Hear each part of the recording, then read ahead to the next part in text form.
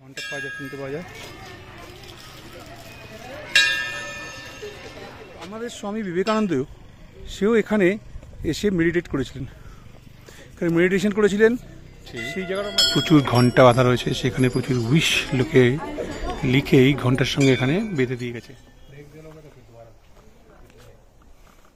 স্বামী বিবেকানন্দ 1890 সালের সেপ্টেম্বর মাসে এখানে স্পিরিচুয়াল প্র্যাকটিস করার জন্য এসেছিল।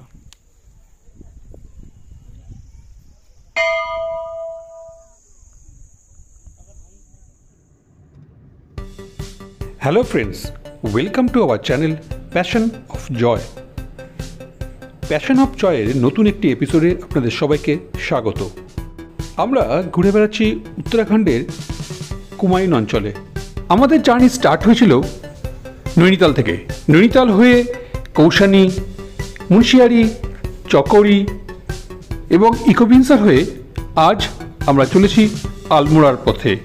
সেই সমস্ত জায়গার ভ্রমণ বৃত্তান্ত ভিডিওর আকারে আমাদের চ্যানেলে আমরা নিয়মিত আপলোড করেছি। সেই ভিডিওগুলো যে আপনাদের ভালো লেগেছে তা আপনারা কমেন্টের মাধ্যমে আমাদেরকে জানিয়েছেন।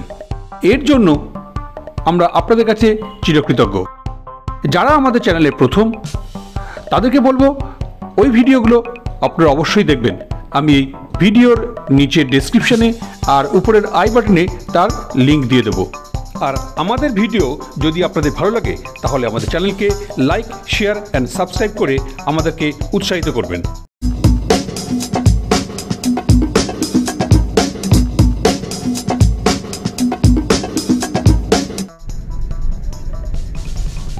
আগের এপিসোডে আপনারা দেখেছেন আমরা জঙ্গলে ঘেরা খুব সুন্দর একটি রিসর্টে রাত্রি কাটিয়ে আজ সকালে সেখান থেকে ব্রেকফাস্ট করে বেরিয়েছি আলমোড়ার উদ্দেশ্যে।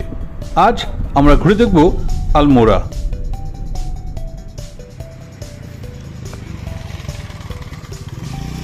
Good morning. আমরা এখন এসেছি গলু দেবতার মন্দির, সেটা দেখতে।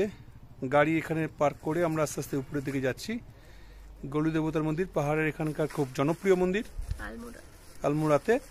তো চলো দেখে যাক, মন্দিরের উপরে যাই। প্রসাদ নিয়ে নেওয়া হয়েছে, এবার উপরে যাই। চলো, গলু দেবতা মন্দিরের ঠিক পাশে যে রাস্তা আছে সেই রাস্তার উপর থেকে আমরা পুরো এই নন্দাদেবী আর এই রেঞ্জটাকে দেখতে পাচ্ছি।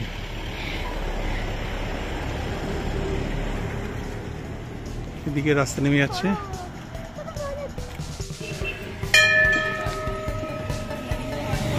এই হচ্ছে গলু দেবতার মন্দির এন্ট্রান্স। এটাতে ভিতরে ঢুকতে হবে, চটি খুলে জুতো খুলে মন্দিরের ভিতরে ঢুকতে হবে। মন্দিরের ভিতরে প্রচুর ঘন্টা বাঁধা আছে। ঘন্টা দিয়ে লোকে মানসকামনা পূরণ করার জন্য সমস্ত উইশগুলো লিখে ঘন্টার দিয়ে সঙ্গে করে বেঁধে রেখে যায়। এই দোকানে প্রচুর ঘন্টার দোকান, এখান থেকে ঘন্টা পাওয়া যায়, কিনতে পাওয়া যায়।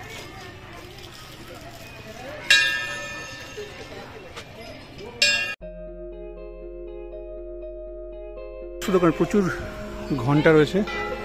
পুজোর সামগ্রী নিয়ে এই ঘন্টা নিয়ে লোকে উপরে তার মনস্কামনা লিখে বেঁধে রেখে দিয়ে যায় ঘন্টা। জয় শ্রী গলু দেবতা মন্দির, চিতাই, আলমোড়া। আমরা আস্তে আস্তে মন্দিরের ভিতরে প্রবেশ করলাম।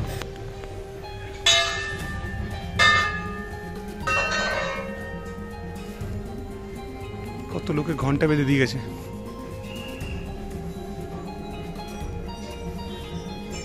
বাবা, লাইনে যাওয়া গে তবে।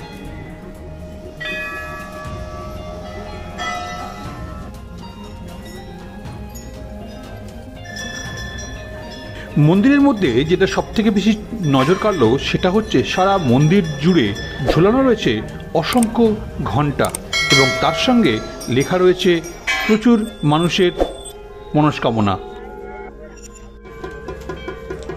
পুরো মন্দিরটা চারিদিকে দেখলে দেখা যাবে প্রচুর ঘন্টা এবং মনস্কামনা লোকে লিখে দিয়ে গেছে। পুরো মন্দিরটা যেখানে যখন জায়গা আছে সব জায়গায় ঘন্টা বাঁধা আছে এবং তার সঙ্গে সঙ্গে মানুষ তার উইশগুলোকে এখানটা লিখে দিয়ে গেছে।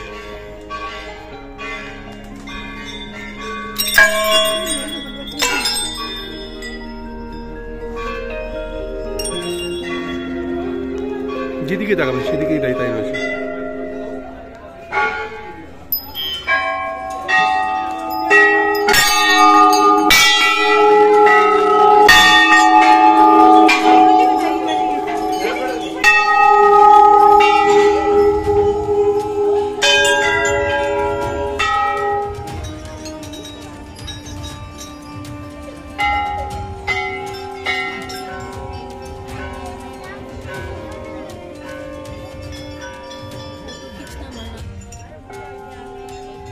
সকলের মতন আমরাও লাইনে দাঁড়িয়ে একে একে মন্দিরের মূল অংশের দিকে এগিয়ে চললাম।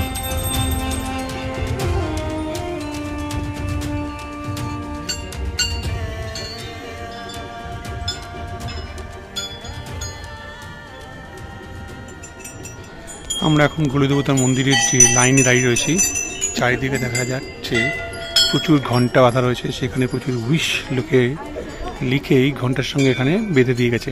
এটা এখানকার মান্যতা যে ঘন্টা এবং তার সঙ্গে উইশ যদি এখানে লিখে দিয়ে রাখা যায় তাহলে সেটা পূর্ণ হবে, এবং পূর্ণ হওয়ার পরে লোকে এসে সেই ঘন্টা খুলে দিয়ে যাবে।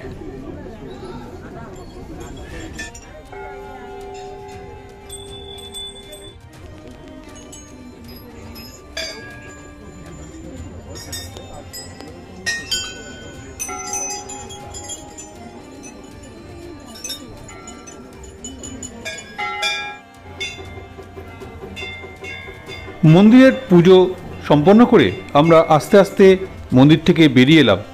মন্দিরের পিছন দিকে আর একটি গেট আছে, যে রাস্তা দিয়ে বেরোলে আমরা পার্কিং স্লটে তাড়াতাড়ি পৌঁছে যাব। দূরে দেখা যাচ্ছে সুন্দর আলমোড়া শহর।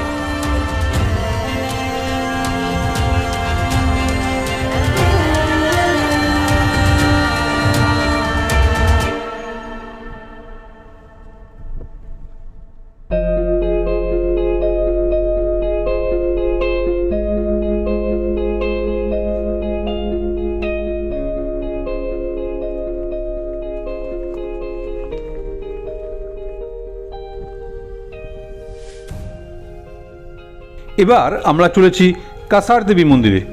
এই মন্দিরটি যে অঞ্চলে অবস্থিত সে অঞ্চলের একটি বিশেষত্ব আছে। বিশেষত্বটা কি তা ওইখানে গিয়েই আপনাদের বলবো। আমরা এসেছি আলমোড়ার কাসার দেবী মন্দির। এই দূরে আলমোড়ার সিটিটা দেখা যাচ্ছে পাহাড়ের উপরে। আমরা এই সিঁড়ি দিয়ে আস্তে আস্তে উপরে উঠবো কাসার দেবী মন্দিরে।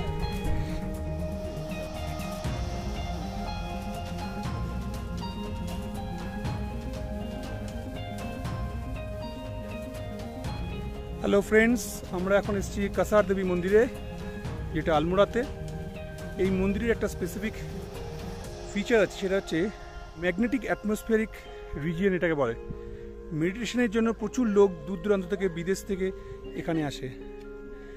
তো আমাদের স্বামী বিবেকানন্দ সেও এখানে এসে মেডিটেট করেছিলেন, এখানে মেডিটেশন করেছিলেন। সেই জায়গাটা আমরা দেখব। উপরে মন্দির, চলো যাওয়া যাক। এই হচ্ছে মন্দির।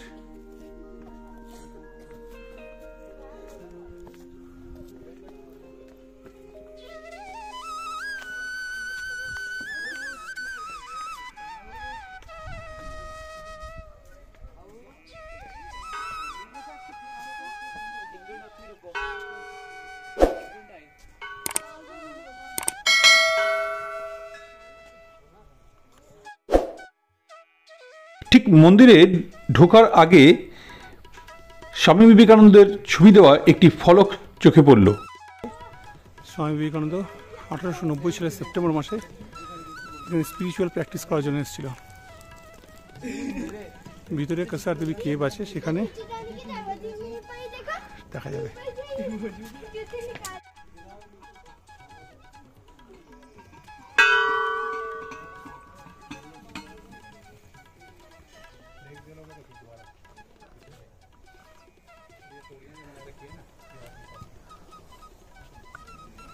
এই হচ্ছে কাসার দেবী মন্দিরের এরিয়া। দূরে দেখা যাচ্ছে আলমোড়া সিটি। Spectacular view.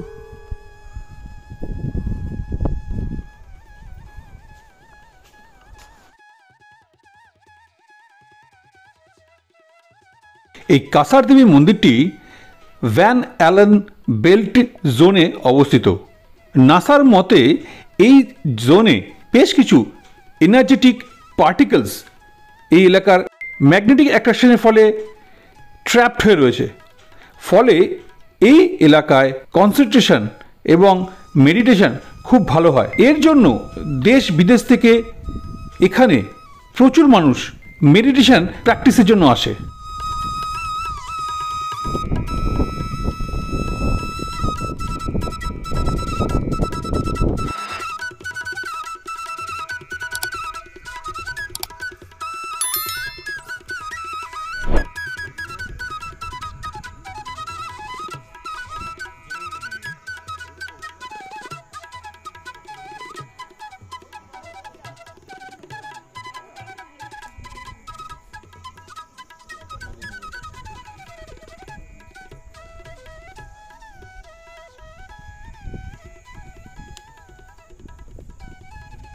কাসার দেবী মন্দিরের ঠিক উপরেই একটি শিবের মন্দির রয়েছে, আমরা সেই মন্দিরটিও দর্শন করলাম। আর সমস্ত শিব মন্দিরের মতনই এখানেও মন্দিরের ঠিক বাইরে রয়েছে নন্দীর মূর্তি। এই মন্দির যে স্থানে আছে সেই স্থান থেকে আলমোড়া শহর এবং তার আশেপাশের প্রকৃতির অসাধারণ একটি প্যানোরামিক ভিউ দেখতে পাওয়া যায়, যা সত্যি মনোমুগ্ধকর। বেশ কিছুক্ষণ আমরা সেই ভিউটি এনজয় করলাম।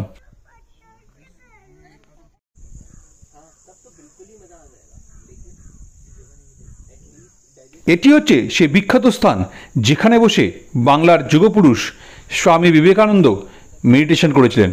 তিনি যখন 1890 সালে এই আলমোড়াতে এসেছিলেন, এখানে বসেই তিনি মেডিটেশন প্র্যাকটিস করেছিলেন।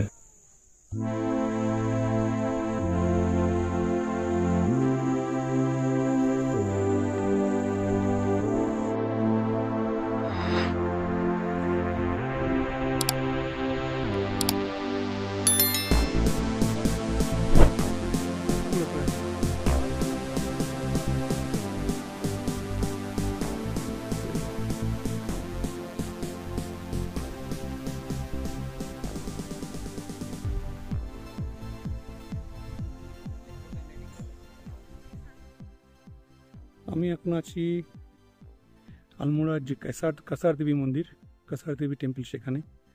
এই পুরো সেকশনটা একটা ইলেকট্রোম্যাগনেটিক জোন। সেই জোনের সমস্ত জায়গাটা এখানে মেডিটেশনটা অনেক ভালো হয়। সেই জন্য এই জোনের এই জায়গার আলাদা আলাদা পয়েন্টে প্রচুর লোককে মেডিটেট করতে দেখতে পাবেন। উপরে রয়েছে বেশ কিছুজন মেডিটেট করছে, মন্দিরের উল্টো দিকে রয়েছে, এই পিছনে এখানে অনেকে বসে রয়েছে। প্রচুর এরকম পয়েন্ট রয়েছে।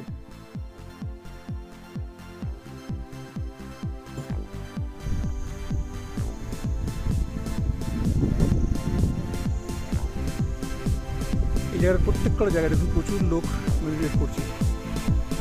এই জায়গাটা দেশ বিদেশ থেকে লোক আসে মেডিটেশন করার জন্য। যেহেতু ইলেকট্রোম্যাগনেটিক ফিল্ড এখানে রয়েছে এই জোনটাতে, তার পাওয়ারটা খুব বেশি, সেই জন্য মেডিটেশন খুব ভালো হয়।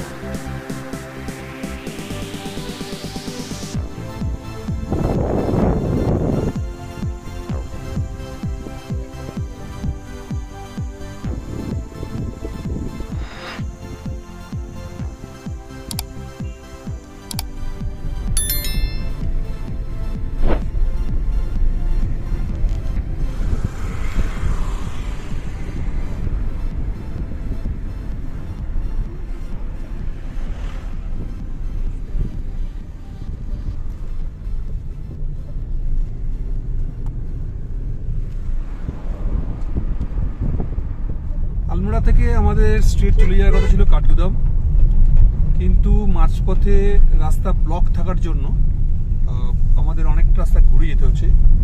লামগাড়া হয়ে আমাদের যেতে হবে, তো প্রায় 50 থেকে 60 কিলোমিটার আমাদের এক্সট্রা যেতে হবে ঘুরে। তো সেই পথেই আমরা এগোচ্ছি, জানি না কতক্ষণে আমরা গিয়ে পৌঁছাবো কাঠগুদাম। লাঞ্চ করা হয়নি, জানি না কখন লাঞ্চ করব। যতটা পারবো এগিয়ে গিয়ে যদি তারপরে কোনো খাবারের দোকান পাই তখন চেষ্টা করব। তো ফার্স্ট টার্গেট হচ্ছে টাইম মতো স্টেশনে পৌঁছানো, কারণ আজকে আমাদের ট্রেন আসে কাঠগোদাম থেকে। সেই পথেই চলেছি, দেখা যাক কতক্ষণে গিয়ে পৌঁছাই।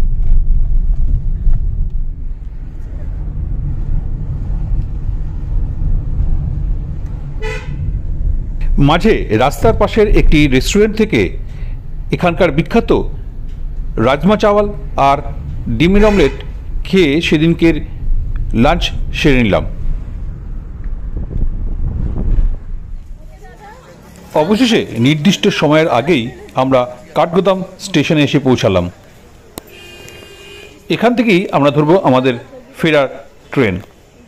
হ্যালো, এখন আমরা কাঠগোদাম স্টেশনে দাঁড়িয়ে রয়েছি। আমাদের ট্রেন বাগ এক্সপ্রেস কাঠগোদাম থেকে হাওড়া, তবে আমরা যাব লখনৌ। কাঠগোদাম থেকে লখনৌ কাল সকালবেলায় আমাদের লখনৌতে নিয়ে পড়ব। তো ট্রেন এসে গেছে, আমরা উঠেও পড়েছি। আমাদের সিট পড়েছে B3-তে। তো দেখা যাক আর রাত্রির এক্সপিরিয়েন্সটা কেমন যায় ট্রেনের। চলো, কাল সকালে আবার দেখা হবে লখনৌতে নেমে। আমাদের আজকের আলমোড়া বেড়ানোর ভিডিও এই পর্যন্তই। এই পুরো কুমায়ুন সিরিজের কুমায়ুনের যে সমস্ত জায়গা আমরা ঘুরলাম সেই সমস্ত ভিডিও আমরা আমাদের চ্যানেলে আপলোড করেছি। আমাদের সঙ্গে এই পুরো সিরিজটাতে যারা ছিলেন তাদেরকে অসংখ্য ধন্যবাদ। যারা নতুন তারা অবশ্যই আমাদের এই ভিডিওগুলো দেখবেন, আর ভালো লাগলে আমাদের চ্যানেলকে লাইক, শেয়ার অ্যান্ড সাবস্ক্রাইব করবেন। অ্যাকচুয়ালি খুব শিগগিরই ফিরে আসবো নতুন একটি জায়গার বেড়ানোর গল্প নিয়ে। ততক্ষণ ভালো থাকবেন।